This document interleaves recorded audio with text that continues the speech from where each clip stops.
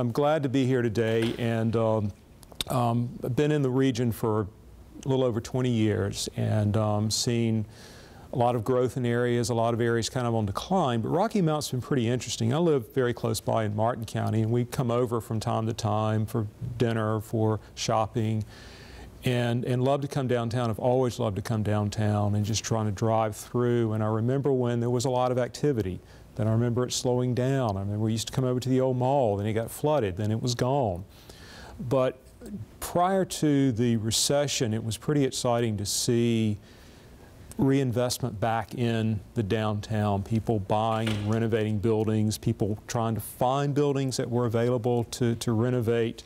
So I think it's exciting to see that activity. Of course, the recession hit, things kind of slowed down.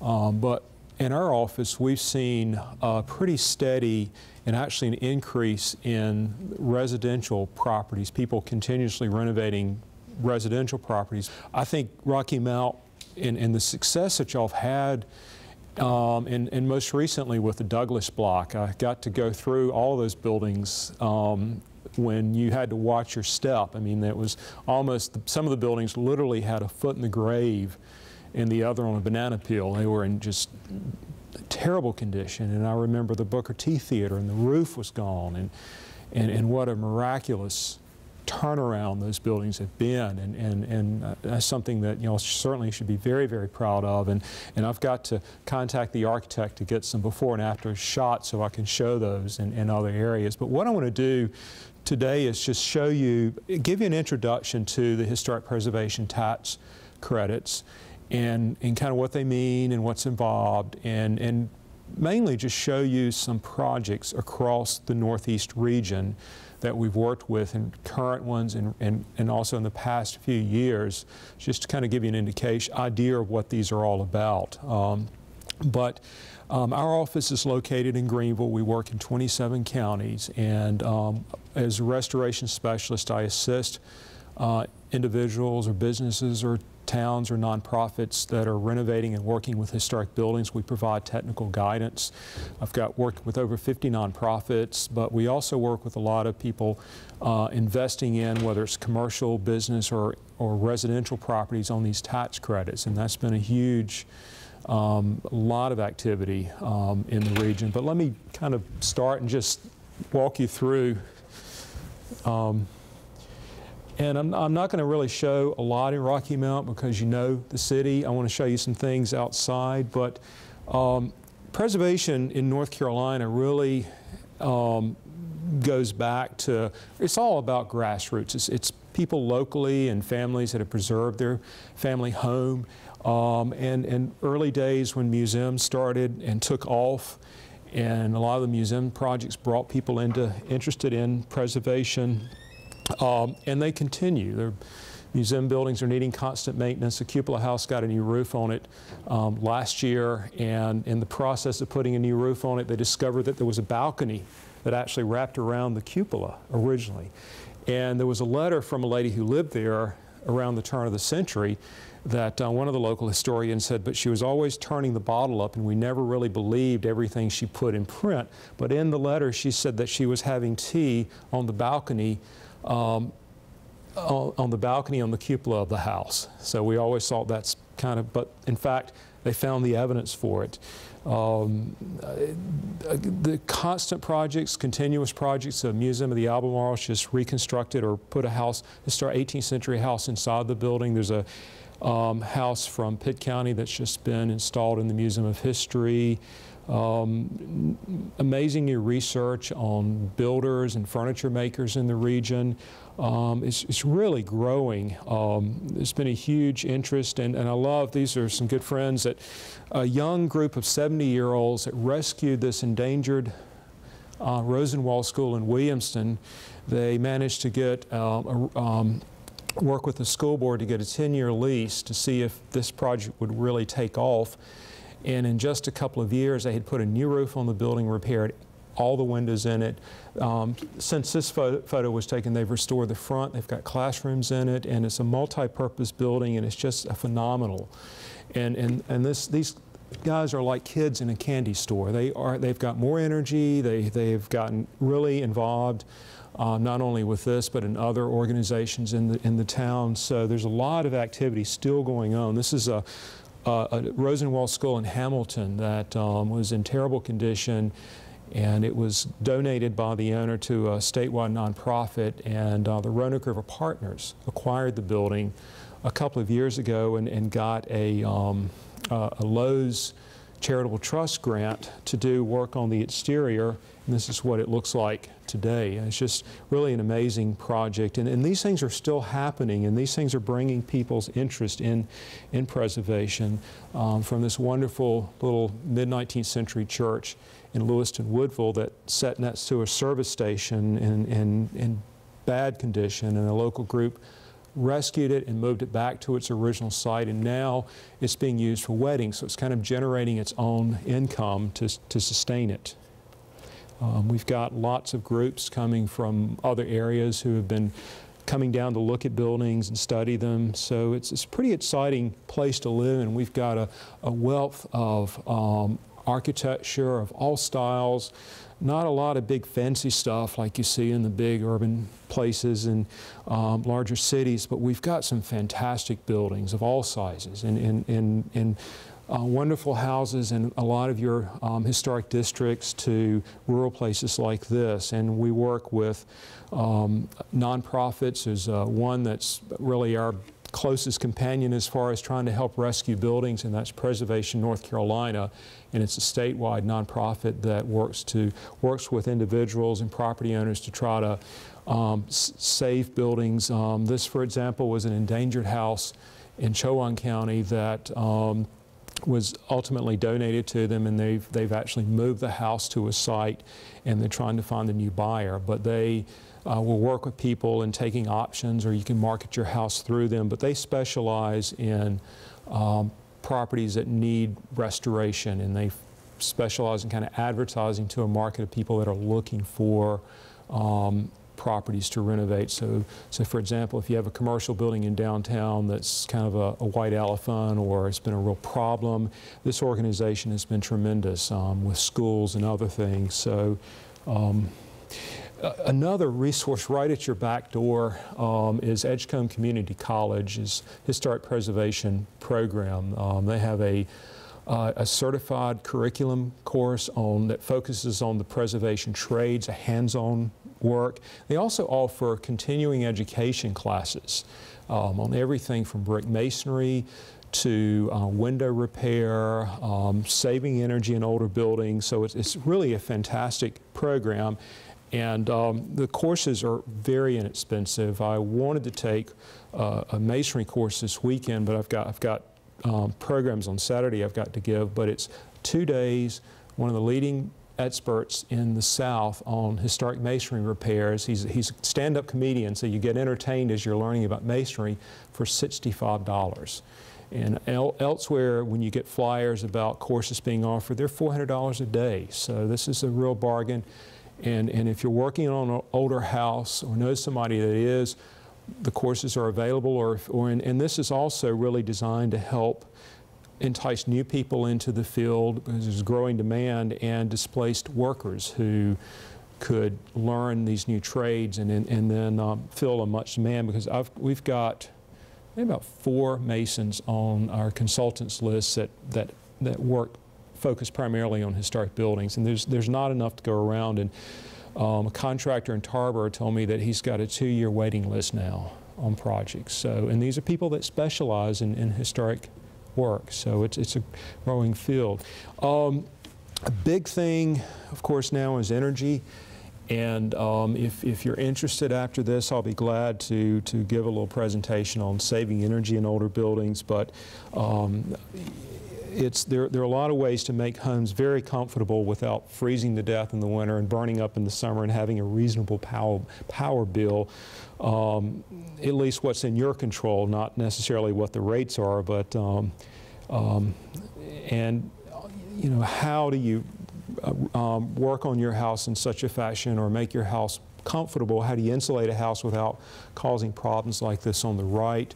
If you're replacing your windows, you can certainly dramatically change the character of the appearance of a building. How can you make your existing windows more energy efficient? And you can. And generally for less money, or maybe about the same as replacing them. And I'll go into this in a few minutes. I'll kind of move on a few of these.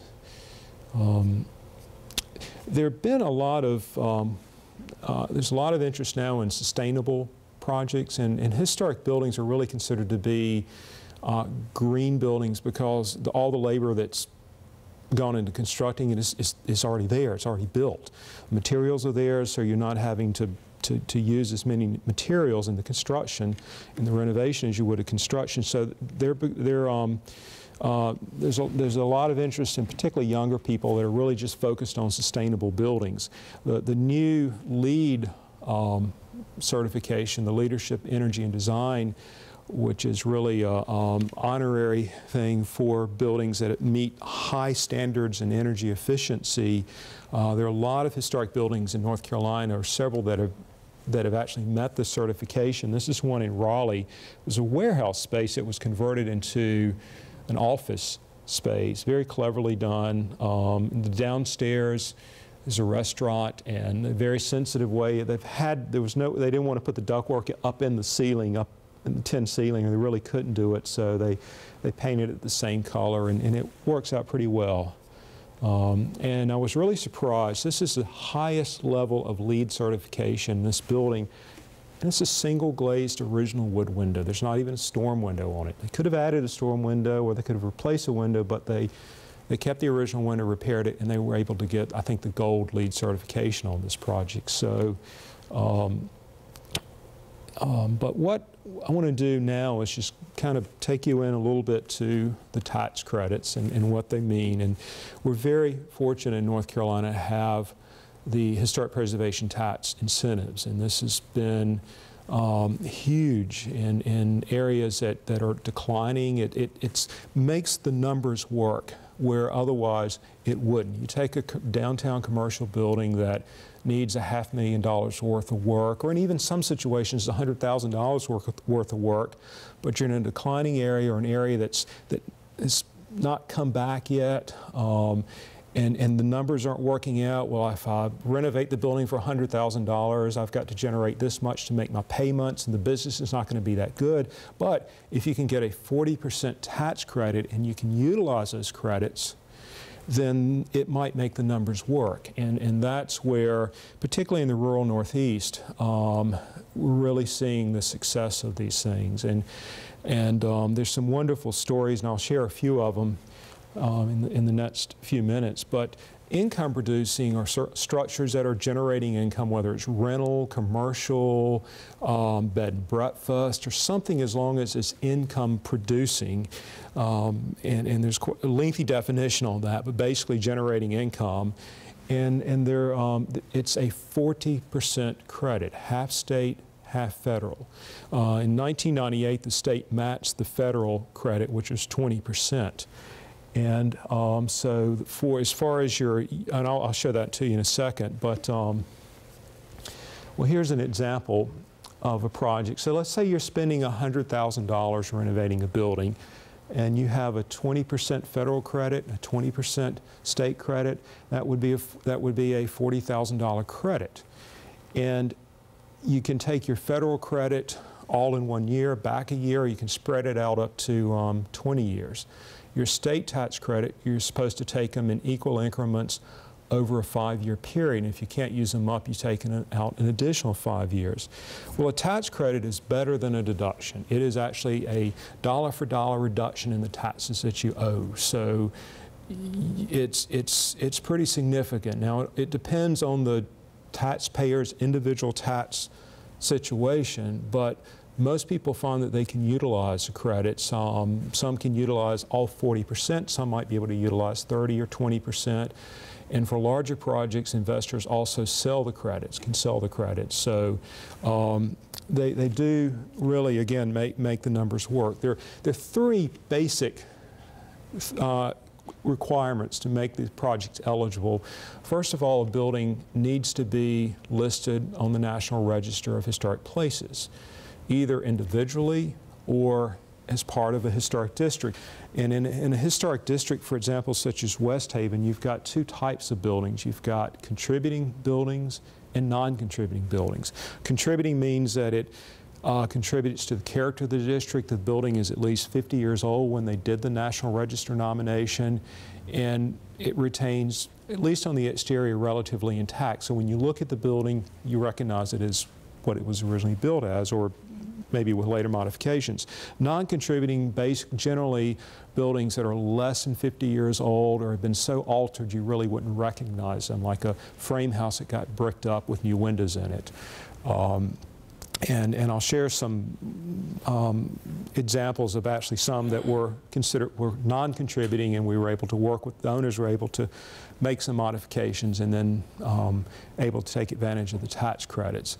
You don't have to have a building listed on the register and work on the tax credits at the same time, but it's something that you would need to pursue, and having them eventually listed on the register depending on which tax credit you take. But we can, that's what we're here for. Our office is to work, we work with individuals directly on your projects and kind of each one, and so I won't bore you with all the details now, but that's what we're here for, is to kind of walk through and to figure out what works, or to help you make projects happen if we can.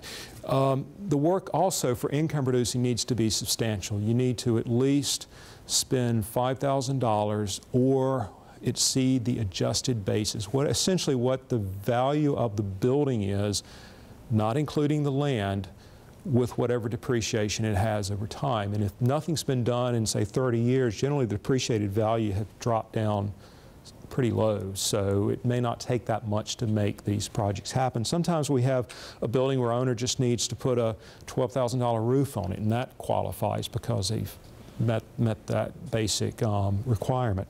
The third basic requirement is that you meet the Secretary of the Interior standards. And that's essentially a common sense approach to renovating a building, as long as you're maintaining the overall historic character. There's a list of 10 things, and I'll share some of those with you as we kind of go along, and I think you can kind of see these as well. Well, this is I got a call one day from the gentleman that owns Jeffersons Florist in Greenville, and they were in a new growing area in Greenville, and he says, we're thinking about moving our business back downtown. And this was when the only thing that had really happened downtown was a Proctor Hotel that was renovated by Self-Help, much like the one you've got here.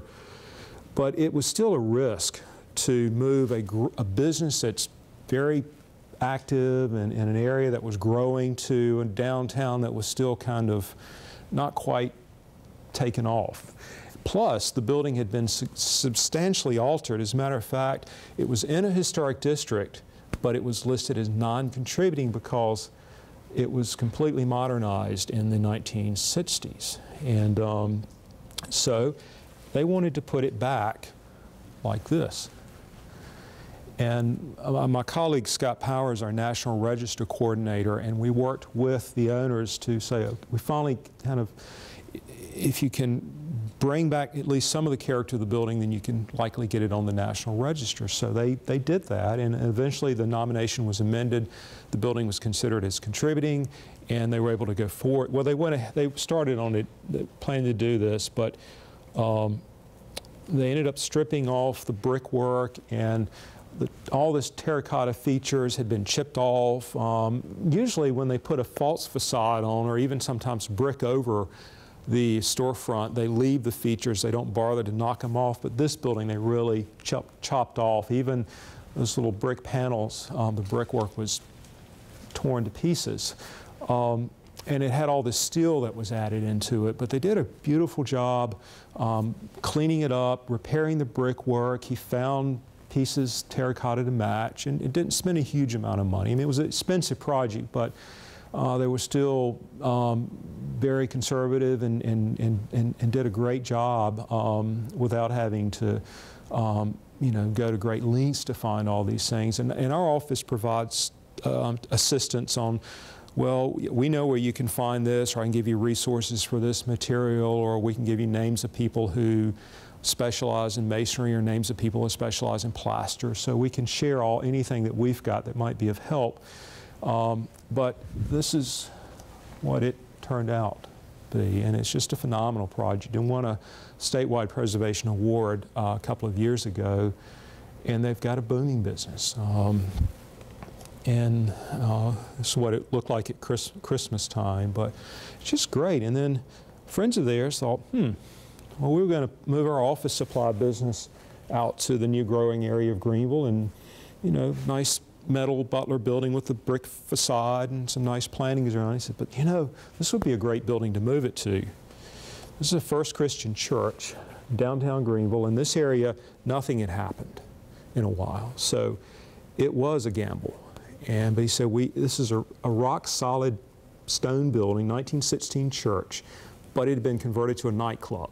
The inside had been painted black, and couldn't even get any photographs in it when I tried, because the black absorbed the light. So they finally opened up some windows so that we could, but they moved forward. It was actually in a historic district. It was a contributing building, and this is what it looks like now.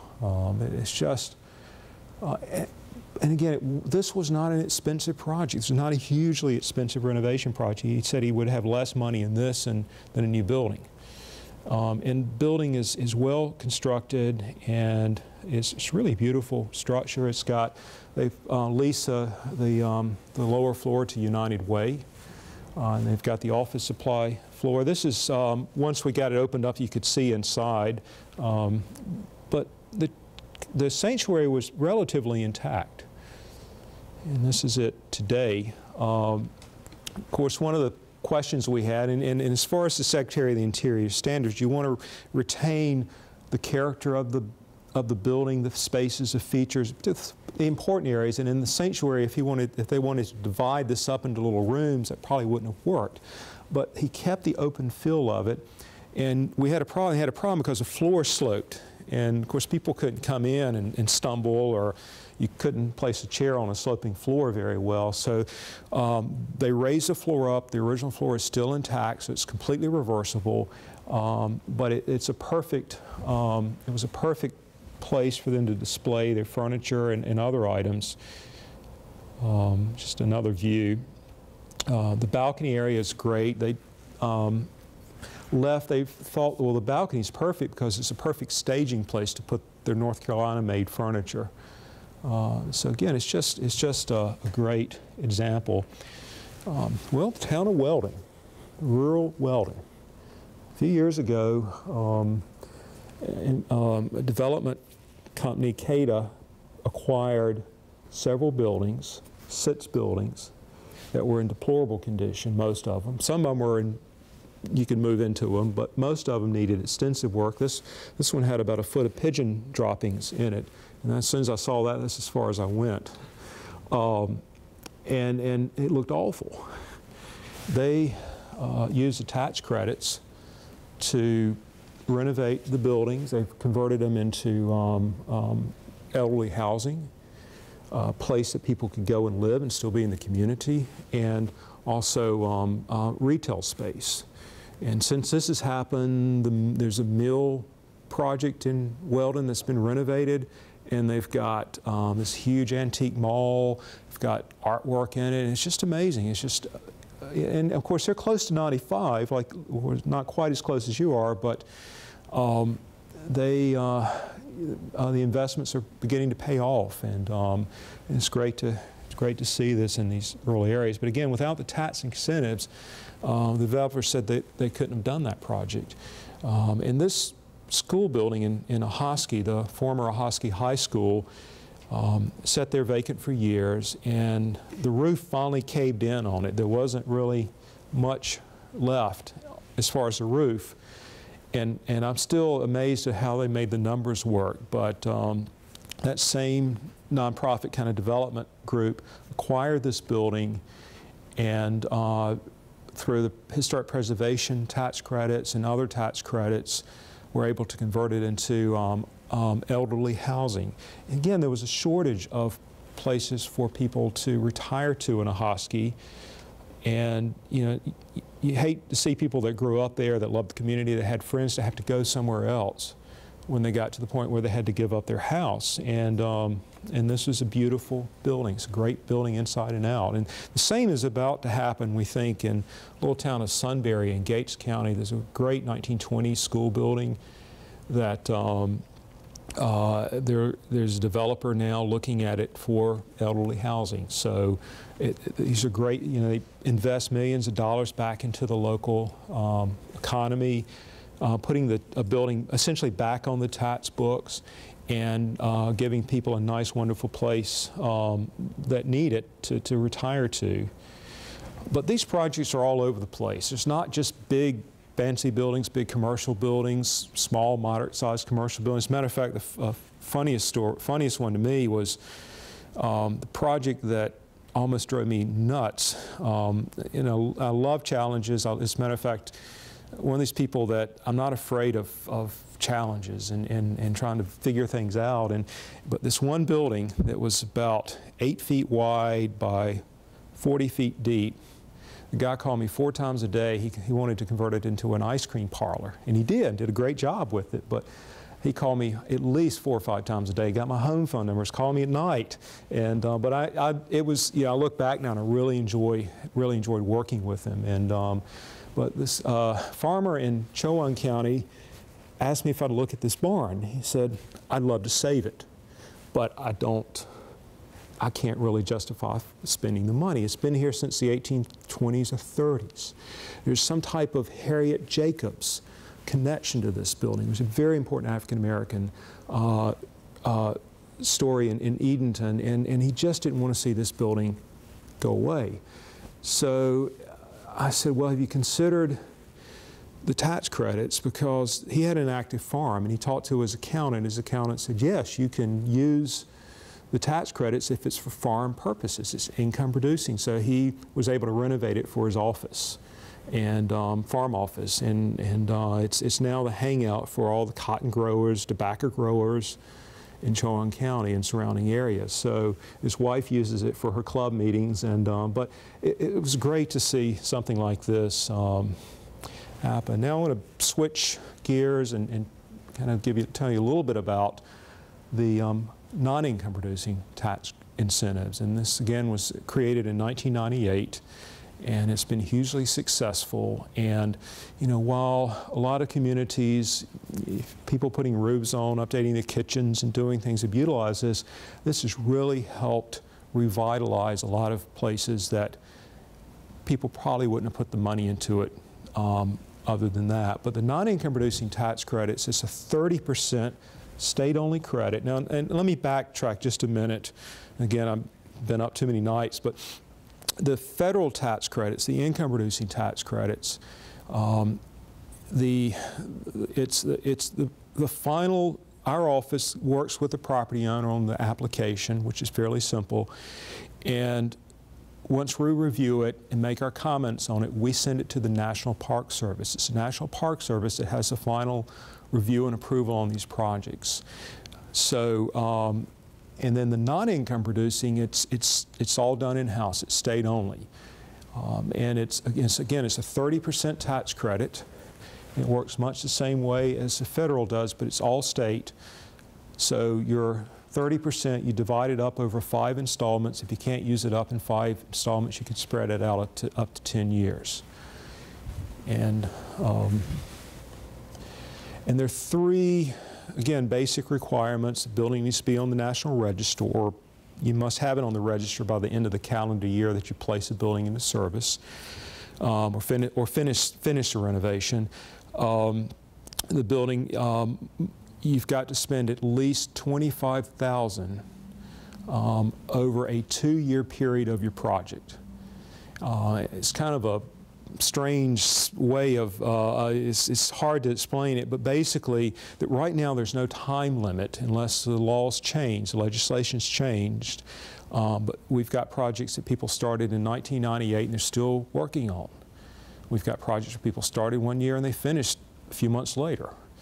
But as long as you spend $25,000 over a 2-year period of whatever window that is you're working on it, then you could qualify. Then that's one of the eligibility things that you need to meet in order to do that. Well, I'll show you a few examples. This is a rural farmhouse in Hertford County, just outside of Murfreesboro. And the family, this was a gentleman's family home, and he wanted to do something with it, but again, just, you know, it's going to take a lot of money to do this, but I hate to let my great-great-great-grandparents' home go down. So met with them, talked with them about the tax credits, and it was built in the 1850s, and so they decided they wanted to do it. And they got really excited about it, and as far as the tax credits, you don't, it's a rehabilitation tax credit. It's not a restoration. You don't have to restore the house back to the way it lived. You don't have to live like they would have lived in the 1850s in it. I mean, you can update the house, modernize it, as long as what you're doing maintains the character of the house and you're not destroying original fabric or important fabric. But he wanted to put the porch back like it was originally, and so a colleague and I, Scott, were out there and were scratching our heads, and this is one of the earlier drawings. We were sitting there just playing with it, but we were trying to figure out what did the porch look like, and in fact, Scott looked up and he said, there's a roof. What they did was just simply raise it up, probably in the 1960s, 50s or 60s. So they went back with it, and this is a second home. It's not a I think they're eventually going to retire here, but this was their family home, and so non-income producing can be your primary residence, second home, but as long as it's really non-income producing, and it's really an accounting question, but and for both of these credits, we always encourage people to talk with your tax expert. You know, first of all, how much of the credits can you utilize before you go through the trouble to do everything and then realize you can't really utilize that much, but talk with your tax experts. I've several projects in Ocracoke, and these were interesting, two very interesting projects, because the homeowners here were told that after, I'm trying to remember Isabel or which storm it was, that the flood elevation height went up. So they had to, if they didn't raise their houses up, they couldn't have gotten flood insurance, which, you know, in the coastal area, that's important. So, and the Secretary of the Interior standards, you know, you can make changes, but you don't want to make change. But raising these houses up as high as they wanted them to be raised would have really changed the character of the look of these buildings, because originally both of these sat literally on the ground. And raising them up a foot or two is not going to be a problem, but raising them up 4 feet like you've got here was a concern. And we started thinking, and this is why we try to work, every project's different. Okay, how can they raise these buildings and meet the Secretary of the Interior standards? Well, came up with the solution, and that is using fencing and plantings to kind of visually make that break, and it worked. So you know, every project we try to work with everybody individually. They don't always work, but we try. And you know, rehabilitation is making the building functional and contemporary, but without changing. So you don't have to live in it the way. You can introduce those new elements, new features, and make them comfortable, but still retain the historic character, the feel of them. Such as retaining the original window, or if you had to replace a window if it was too far gone, you want to try to match what you had reasonably close, whereas of course the night and day difference here. And things, techniques such as, one of the things that's in the Secretary of the Interior standards is, you know, avoiding harsh treatments at damaged buildings, such as sandblasting. And this is a building that, this was a 1960s building. It wasn't historic. Well, it is now for the age, but I took some photographs because the guy told me he was going to sandblast it. Went back the next day, and that's what it looked like. And you can destroy the hard shell of the brick, and of course the bricks erode away very quickly, and one thing leads to another. So, and we can work with people on advice and giving them resources. This is a masonry building where, and this is a situation I've seen a lot in Rocky Mount. A lot of your buildings in downtown Rocky Mount, built well up into the 30s, still had lime mortar. And lime's a wonderful mortar as long as you are able to maintain the building and keeping it dry. Lime mortar actually allow moisture to go through the mortar joints because the bricks at that time were not fired as hard as they are today. And it worked. The building would breathe and would keep it dry. But and not really knowing any better, and when Portland cement started being used to repoint bricks, like you see here, what happened was that Portland doesn't allow the moisture to flow through it freely, so the moisture stays in the soft bricks, and when it gets cold and freezing, it pops the face off. And it's something you don't always think about. And you know, most of these things people really meant well. They're trying to do something right to the building, but we've learned a lot of great lessons, valuable lessons as a result. But lime mortars are readily available now. There are different types of mortars, so if you have any questions about it, always call us, or Edgecombe Community College, of course, is a great resource on this. But again, you know, using the right materials, and for example, on mortar, also matching the color and the texture. Those are more common sense things. You wouldn't want to put gray mortar in and have it stand out a sore thumb. But tax credits have been substantial in North Carolina. We've had well over $1 billion invested, and I kind of like to think of it as you know, a small industry in each county. Some it's larger than others. Some it's a pretty big industry. But it's growing, and the interesting thing is that you think, well, there's a limited number of historic buildings. Well, there are, but there are more and more, and I guess all of us are facing this. As my wife said this morning, since it's her birthday, I'm getting older, I'm getting older. There are more and more buildings eligible for the National Register every day, and we're getting into the baby boomer buildings now that are hitting 50 years old. So we're jumping from, you know, several 100,000 added each year, or potentially eligible for the register each year. So there are more and more older buildings. So it's creating, you know, more interest and more demand for these skills and for things like incentives. But the incentives in North Carolina have really been a huge success, and so we're thrilled, and I'm happy to see a lot of local folks, like the people in Greenville and other places, even here in Rocky Mount, that got into these projects because it's just pure business, which, you know, as a business person, I would consider that, you know, you've got to make the numbers work, but all of a sudden they become really interested. Wow, this is interesting. I like what I've done.